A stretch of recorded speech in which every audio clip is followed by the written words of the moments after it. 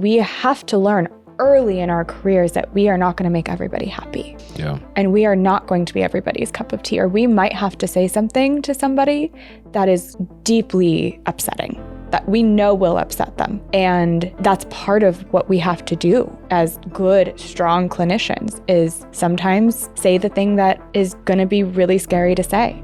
A chatbot's not going to say that. Welcome to the Mind Meets Medicine podcast, where we believe the future of healthcare is mind meeting medicine. Hi, I'm Kayla, a licensed therapist and founder of a mental health care clinic. And I'm Dr. Sir, a board-certified psychiatrist. Together, we will join the fields of medicine and psychology to provide education, elevate guest perspectives, and foster curious, informed conversations. The contents of this show are for informational and educational purposes only and are not intended to replace professional, medical, or clinical advice. This content does not establish a patient-provider relationship. Always seek the guidance of a qualified healthcare provider for any questions you may have regarding your health or treatment. If you're experiencing a psychiatric emergency, please call emergency services or go to your nearest hospital immediately. All right, welcome back to Mind Meets Medicine. I'm Dr. Sir. I'm Kayla.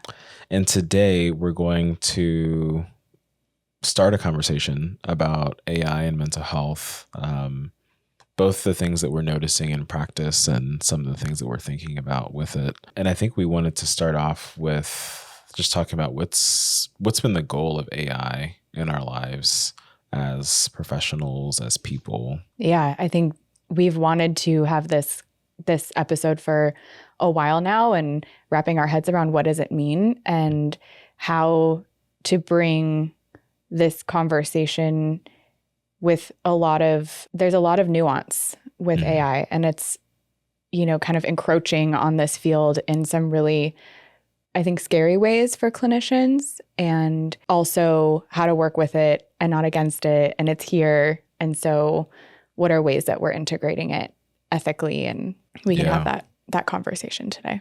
Yeah. And it's not as much about like what are the best AI tools and those things as much as about as clinicians, how are we noticing it show up, and how are we talking about it, and what are our fears, anxieties, and maybe some hopes for it. When I think about goals of use, or like how it's come into my life and practice, it's been, I would say, like I'm more limited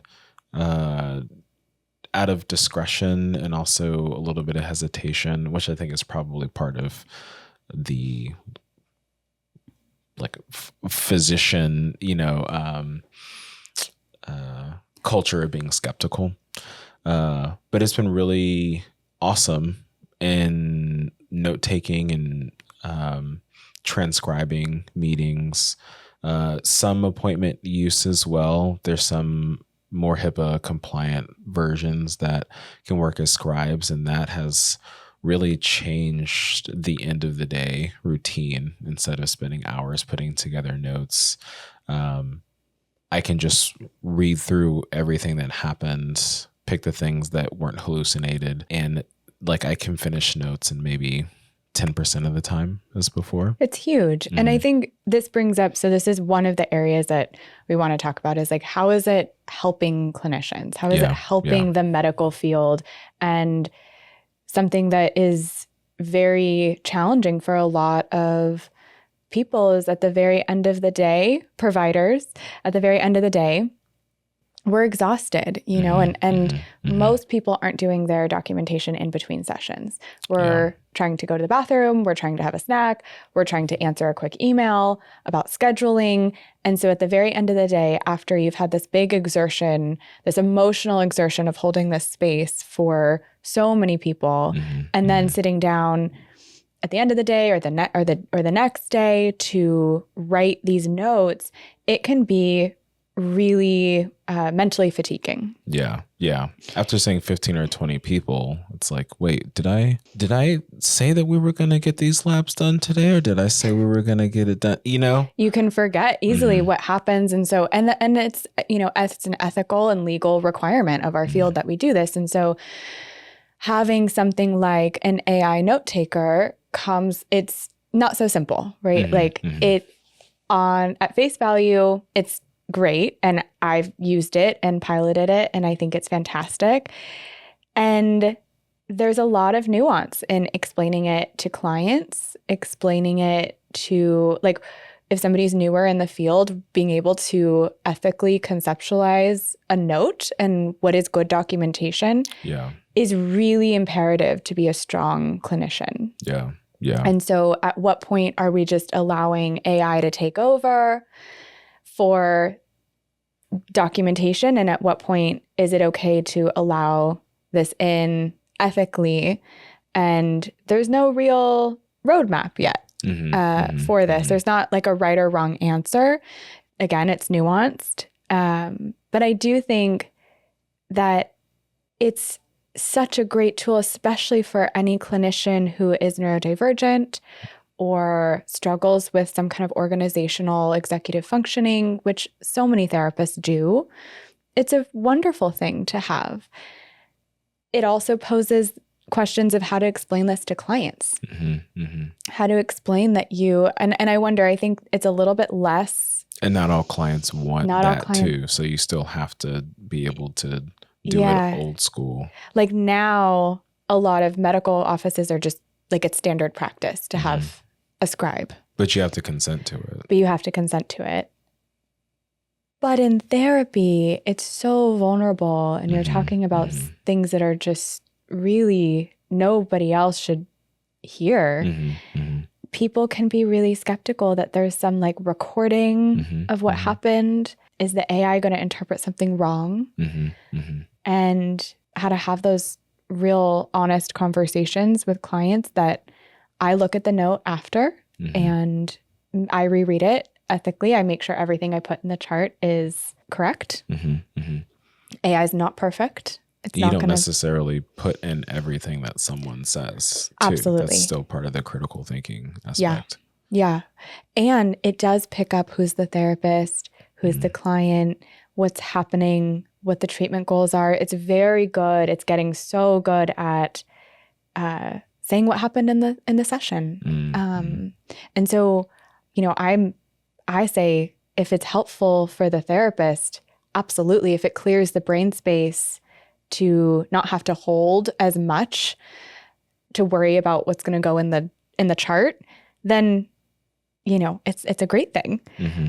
On the flip side, if a client is not okay with it, really respecting their agency and saying no and not overly convincing them that it has to happen. And I think as someone on the more skeptical end, but also would like to not spend 3 or 4 hours a day on documentation. I also, if people are more nervous or concerned about it, I don't think this is a standard practice, but just thinking about how we as individuals operate in this space. I have my AI scribe taking software separate from the system I use for clinical charts. So the recordings and the notes is being done under like a pseudonym or under abbreviations as opposed to the actual name and date of birth of the person.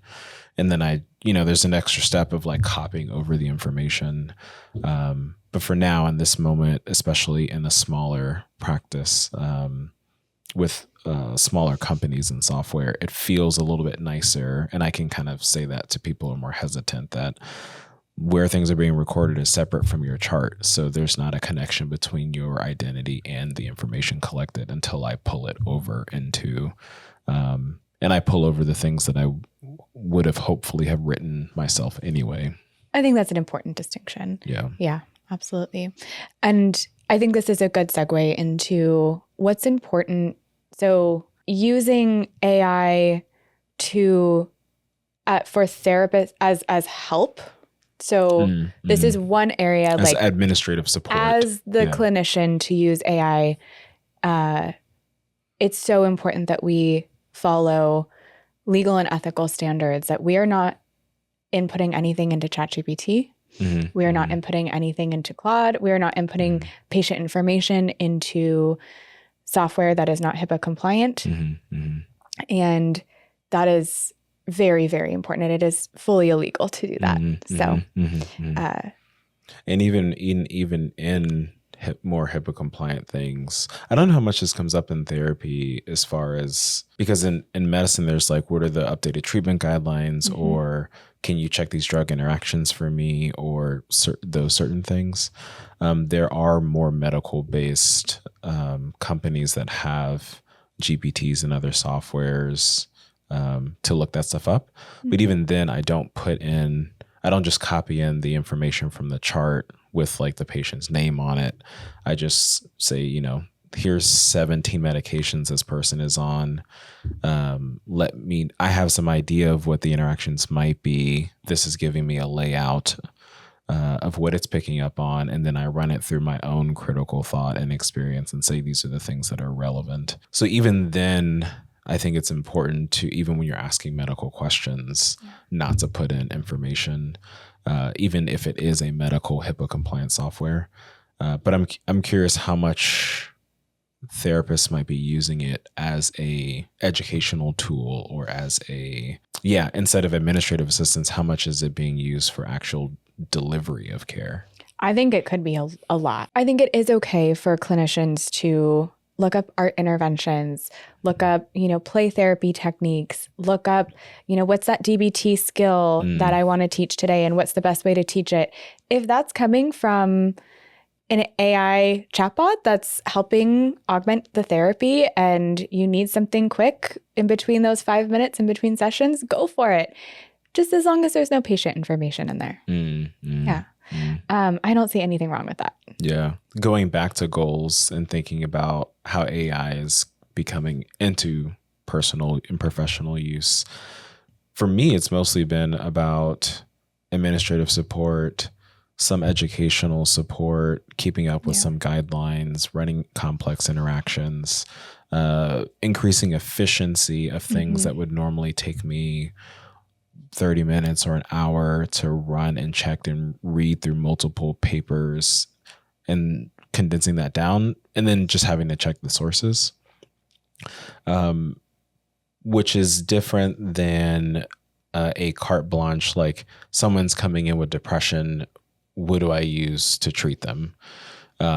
Basically giving over the thought process to the code, the program. But I think in personal use, it looks more like that. And I think that my patients also use it a lot more like that. And so as a human person, as a not doctor professional, it might be, what's the best sushi on the east side of the city? Or I want to go on vacation in Hawaii. What's the best poke on the Big Island? It's a little bit more giving it over. But we know that I believe the biggest use of AI in the population is for mental health support.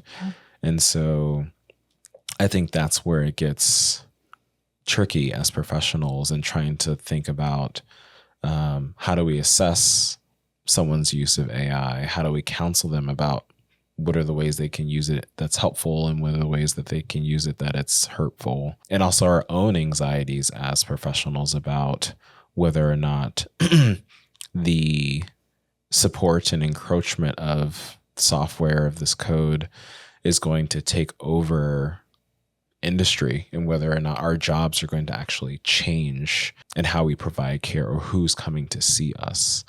I think we both have some thoughts about that too. But that's, I think, among the professional circles, that's kind of the anxieties.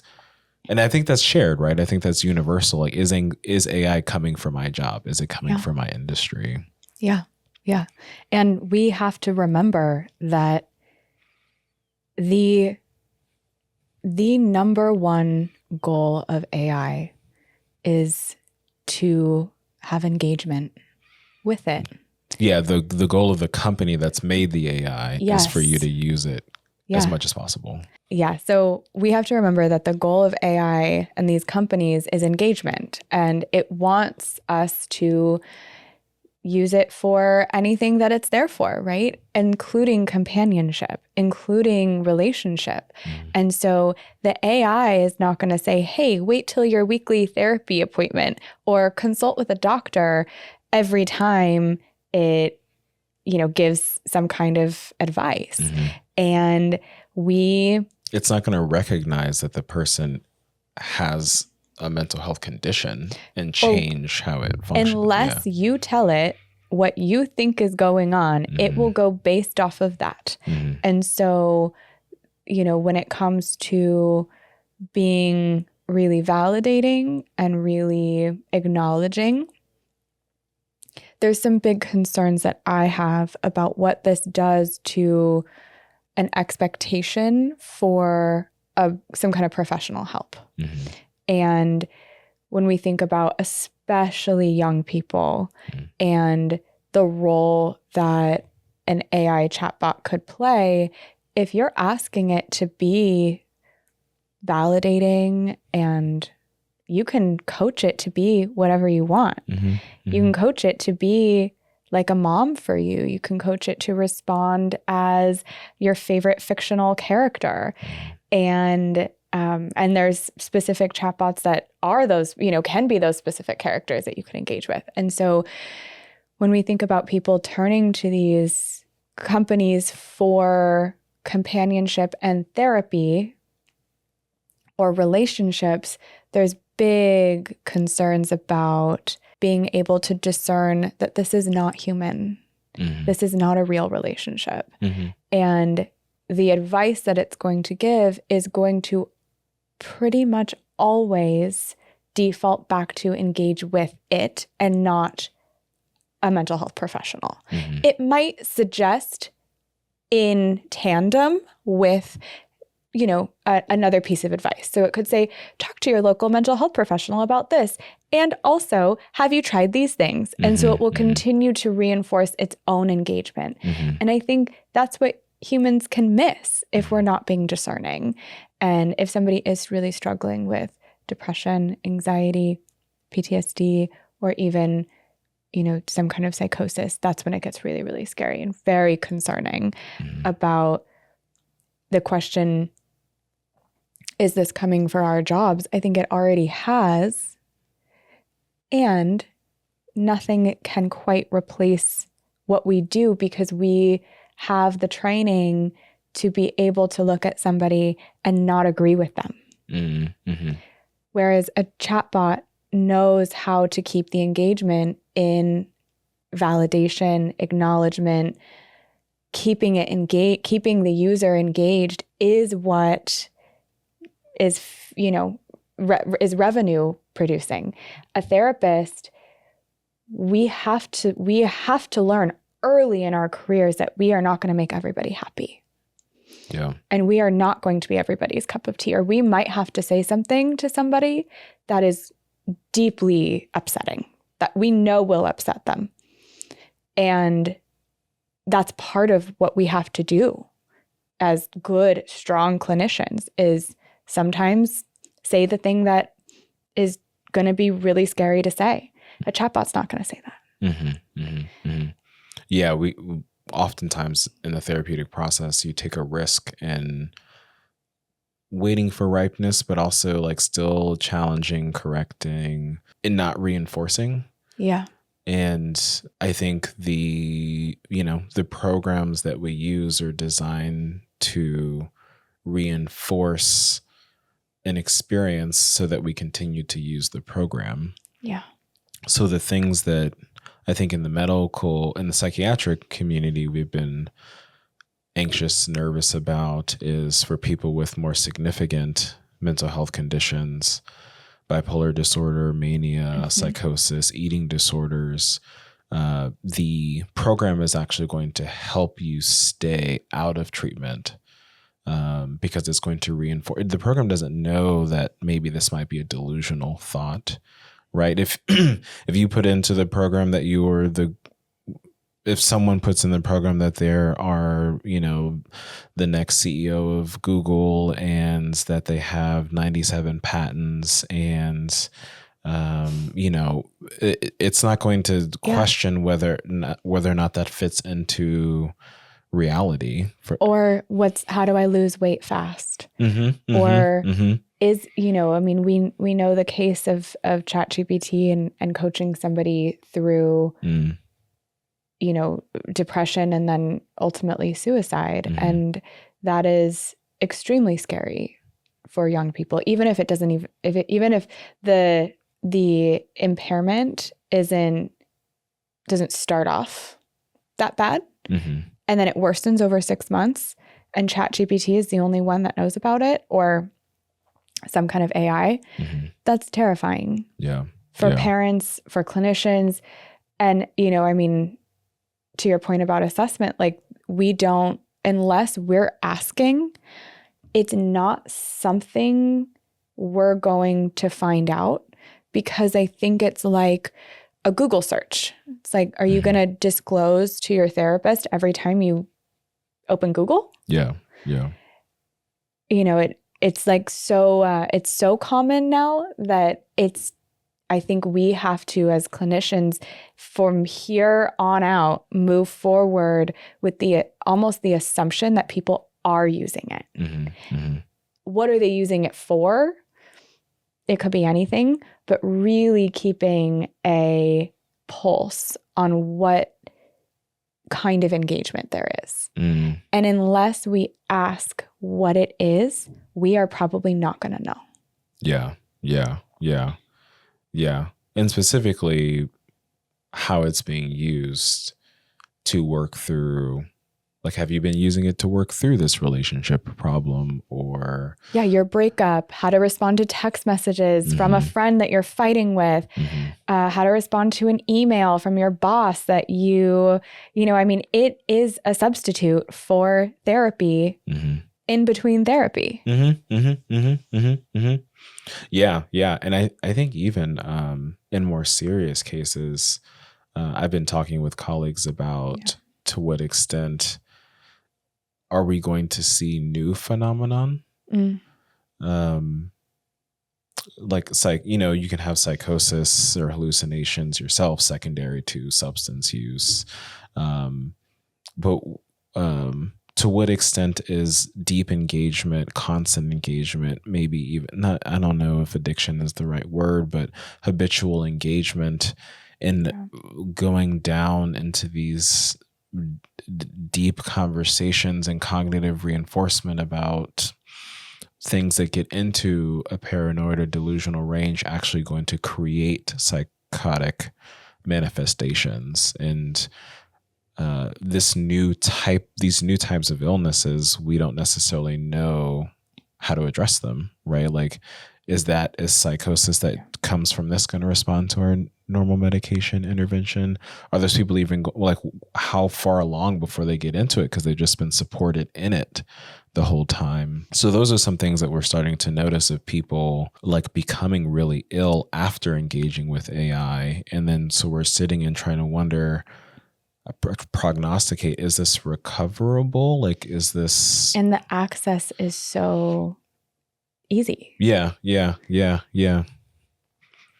And you can have as unlimited amount of AI partners as you want. And it can, I just think for young brains, it's very scary. Yeah. With the law hasn't caught up with the technology. Mm-hmm. Which is always the case. Especially in the mental health field, mm-hmm. right? And so to what degree, and these are questions that I don't have the answers to necessarily, mm-hmm. but to what degree are we responsible for the lack of legal support at this moment that the company, to what degree are these companies responsible? To what degree is the individual responsible that's using it? Mm-hmm. But I do think that there is some gold standards that we can use, especially in assessment, when we meet all new patients. What do some important questions need to be on our informed consent and our assessment paperwork mm-hmm. and our intake paperwork? Because unless we're asking these questions, how will we know if this maybe, if the parents bring in an adult who's maybe 22 having their first manic or psychotic episode, and we don't think to pull up their laptop and check their AI use history mm-hmm, mm-hmm, mm-hmm. unless we're asking, because who's going to really, realistically, is it on the patient to say that this is happening? Or even to know that it's relevant. Mm-hmm. Absolutely. And so if we're not asking, which I think is just the first line of what we need to implement immediately as a gold standard in the field, is start asking everybody. Yeah, I think you have made some shifts and changes in the assessment protocol for your practice. Do you have any notes about that? It's really easy to just add a couple questions of how often are you engaging with AI chatbots? Which ones are you using? And it can be, if it's none, then write that. Mm-hmm. But at least there's a series of questions of giving the client an opportunity to say that they are. Mm-hmm. And it doesn't have to be a bad thing. It's more so, for me, even I work with parents. And so a lot of parents are, they're like, how do I respond to my kid who just slammed their door and is cussing me out? And I just found them having drugs. I caught them having marijuana or a vape pen in their backpack. What do I do? And so they're asking AI about these things, especially in between sessions. And so I say, I would like to know that you're using it. And if it's helpful, that's fantastic. And if it's not, how to take it with a grain of salt. It's not necessarily in the assessment to say, don't use it. But I just want to know where, like in the field, I think this is probably a important point. Like, you're not supposed to have multiple therapists working on the same thing. It is in some cases warranted to have it's okay to have an EMDR therapist and a talk therapy therapist. Those things that's okay, because there's not a lot of maybe crossover in what you're working on. But for the most part, we say don't have two different providers working on the exact same issues. Or two psychiatrists, two primary care doctors. Yeah. Mm-hmm. But if you have AI and a therapist, what if you're getting conflicting information and the AI is really validating? Mm-hmm. Yeah, which also makes me think about, on the medical side too, noticing people going to chat, going to GPTs and putting in their symptoms, and but coming in with an anxiety like, oh, I'm worried this might be cancer. I'm worried this might be some rare condition. And then the GPT gives them what they want, which is like the $1 million workup to make sure that they for sure don't have that one thing. And then they come to the doctor and they're like, all right, I need these 47 labs. I need this imaging. I need a CT scan, MRI. I need a PET scan, and all this stuff for a cough. And so now there's like this kind of enhanced illness anxiety, which is, I think, kind of came out with WebMD and the internet, but it's really like the GPT is telling you this is the standard if you want to rule out this thing, but that doesn't mean that that's the most likely scenario.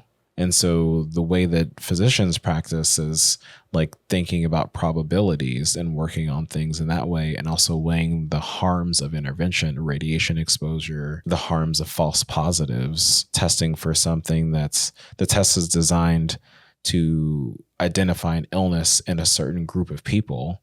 But if you put a whole bunch of random people into that test, you're going to get positives. That doesn't mean you actually have the illness. But now we have to go down the counseling about all this other stuff. And now you have to contemplate for months having this illness while we go down this rabbit hole. But I've seen, now that I'm supervising more in medical clinics, that it's leading to more confrontation. Yeah. Because the patient's coming in and saying, I need all these tests and exams and imaging, especially with a lot of social media medicine and, peptide, there's like a whole thing. In the medical model. Distrust in the person because the GPT is so thorough and convincing. You go to a doctor who's a human, you're like, you just don't know. You're not an expert, right? The GPT feels like the expert. So there's all this like conflict now, I think, starting to manifest more in the clinic space. Yeah. And it doesn't mean don't look stuff up on ChatGPT. Yeah. It doesn't mean, if you have something going on, I mean, and if you've been ignored by medical, which is very common to be ignored and disadvantaged. And, yeah. I mean, my dog had an ailment, and it was the first thing I was doing was looking up, okay, what do I need to do? Right. It's like, I can turn to this really quickly, and the vet is going to take a couple days to get into. So, here we go. Like, we use it too. And also, I think it's this level of discernment that you're talking about of it's very hard to have gone through the training that you've gone through to also not intervene as much as the AIs recommend is what I'm hearing you say, that it's so important to like weigh out risk and benefit, and people coming in with this laundry list of what they need or what they think they need, it almost puts the doctors at a disadvantage. Or it can. We have this too in therapy land as well, that like people come in and like, I need this kind of therapy. I need this kind of therapist. This is what AI says that I need for my condition. And sometimes it's not wrong, but it is an interesting control. Yeah.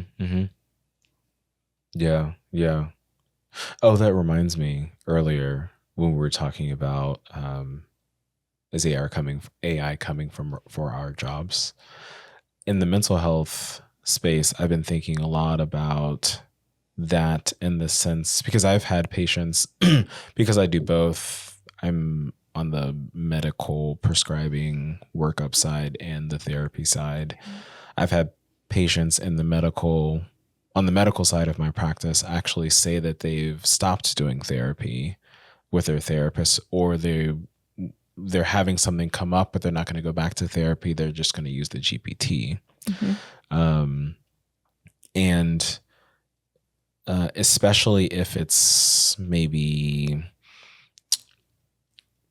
I guess it's maybe made me think about the culture of evidence-based therapy that has arisen, which is try to systematize and, I don't know what the right word is, make therapies into methods. Though that approach actually makes it really much more simple for a program to now administer the method. Yeah. To give you the homework, to do the check-ins, to do what are the thoughts that you're having. Okay, what's your distress level? Okay, here's an it's like that methodization. I'm sure that's not a word. Makes it much easier for the program to then replace and step into that role. And so I've had patients who are like, I think I need CBT. So instead of seeing a CBT therapist and paying out of pocket or having to go through insurance and all this stuff, I'm just going to put a CBT handbook into my AI and it's just going to walk me through it. And so it's made me think more about the future of counseling and therapy as individuals, that I think we might have to show more of ourselves as people, as humans, and so that people want both the method and the relationship with the therapist, more so than, here's my 12 sessions of CBT and then I graduate and I'm healed. Well, and I think that's very astute, because people want the quick fix. People want that, I'm just going to go to 12 weeks and do this, CBT course workbook and maybe experience a little bit of relief. And which is normal, right? Yeah. Like, I want a quick fix too. Sign I'm me up. hungry. I want my meal delivery to come as fast as possible with the perfect ingredient. That's not an abnormal the pill thing. that's going to fix it all, right? We want that magic. And when we have that at our fingertips, it feels so, it's like our impulse control also can go out the window with it. And what does it mean to be in relationship with your providers where there's more, it's more dynamic than with an AI chatbot. And I will go back to this point that the chatbot doesn't care if you get better or not. The chatbot doesn't care the outcome. A therapist does. And a therapist isn't going to just keep you forever because it's making money off of you. A good therapist wants to see you reach your goals and not need therapy or come to therapy because it's you can't live without it, but because, I mean, so many people come to therapy for good stuff too, right? Like I love when people come back to therapy and I see them with their, they've just graduated a college program, or I'm sharing, with them in their joy of getting married or starting a family or moving or quitting a job that they hated. Whatever these life milestones are, we're along for the ride as therapists and as clinicians or providers, right? Like when we have an actual relationship, we care. A chatbot doesn't. It is not human. It doesn't have any investment in the outcome other than it wants you to continue to engage with it. And at least right now, it feels like the use of GPTs and chat and counseling and therapy, it's pulling data, but it's also just reflecting yourself.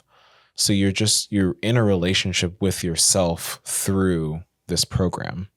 Yeah. And that's not a bad thing. It's useful, I think, for a lot of people. But for things that are more challenging or conditions that are more severe, or even just the average person, you have to hold that this isn't another individual observing, reflecting, challenging, and ultimately in a process to help you be more conscious so that you can have deep, loving relationships with other humans in your life.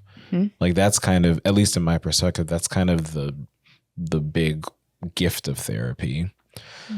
And so what I worry about, if it's just a program and someone's really sick and it's just reflecting themselves back at them, they're just becoming deeper into a relationship with themselves and the program at the expense of love and connection with other humans. With no conflict. And we have to remember that conflict is a part of life. And training and understanding how to handle conflict. And the discourse, yes. And expectations and conditions of relationships with others. If we are engaging with somebody who only agrees with us all the time, we're not growing. We're not learning. We're not bettering ourselves and that doesn't exist. I don't know anybody who agrees with me all the time. Do you? Yeah. Oh no. I mean, not even my patients, right? No. Yeah. Right. But if we are learning to engage with something, or if a brain is developing at the same time of learning that a relationship is only acknowledging and validating or gently posing something, we're also not exercising a muscle of learning how to manage when something or someone disagrees with us. It is. It's also interesting when I was thinking about what you were saying earlier, being available between sessions. Yeah. And always having this relationship with the program that's always available, always responsive, always asking follow-up questions. What is that in train to expect from other relationships? Yes. Like the therapy structure, having a time and having a schedule and a routine, and then the absence of the being in the room with a therapist is part of the therapeutic process. How do you manage your distress? How do you go without that reinforcement? How do you go without that support, validation, challenge in between, so that then at some point you integrate into having the therapist's process in your mind and you're going about your life fully without the appointments at all? So yeah, it just makes me wonder to what extent will people, I have to think about myself too, become dependent on access? Yeah. It's a great question. And it's so important to be having these conversations because without it, how are we going to check ourselves? Yeah. Which is, we're not AI. We are trying to check ourselves. We are trying to hold ourselves accountable. And that it can all be true, that AI can be fantastic. It can give excellent verbiage and it can write you the perfect email or the perfect letter response, or it can summarize, if you plug something in of what you're feeling, it can give you back a really nice summary of something. We're saying that's okay. And we're also saying it's important to see where it's limited. Yeah. And for clinicians and physicians and providers listening, it's here. It's arrived. And so we have to figure out now, what does this mean? Because none of us learn this in our training programs. Yeah. And the nice part about doing this is that we're navigating it at the same time. Yeah. Right? Like me and you are navigating this and talking about it as a part of the show. We're also navigating it with our patients and clients along the way and with our colleagues. And then we're also navigating in ourselves. Yeah. So even though a lot is unknown, we're also like in it together. But yeah, it's here and it's going to continue changing and shifting. And it's an era of like being really adaptable and still being ethical and doing the right thing. Yeah. Which is going to be like the opportunity of the challenge. Yeah. And we have to talk about it with each other. Yeah. And for any parent listening, solidarity. My parent identity and my clinician identity are completely different. My parent identity feels scared. Yeah. My clinician identity or hat feels open to learning and riding this wave of what this is going to look like and mean. And to end on to wrap this up on a happy note or maybe a positive, I think we have job security because ultimately we move the needle as providers. And yes, the field might be changing. And mental health is now on the table. It's a conversation. We are busier than ever as therapists. And more people are seeking resources and help and medication and interested in learning about it.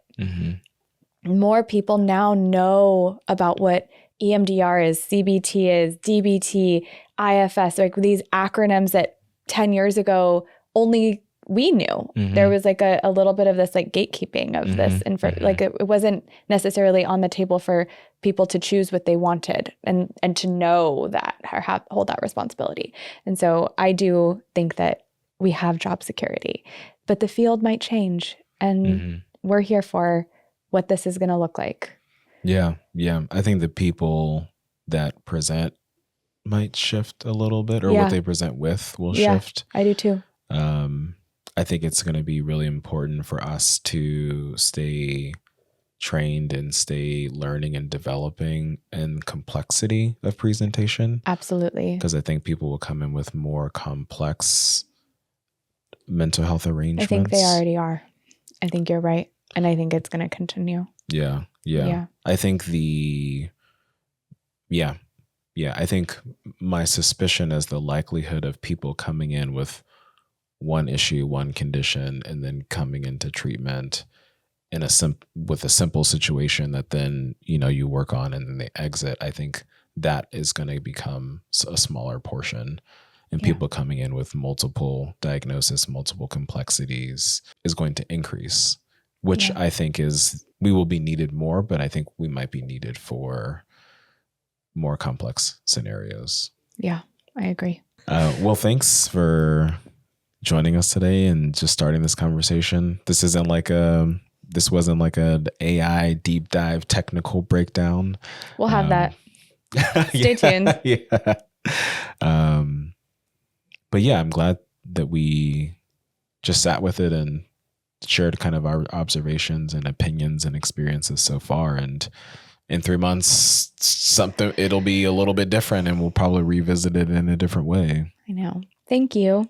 Thank you. All right. Don't forget, like, subscribe. We'll see you next time. Yeah. Bye. Bye.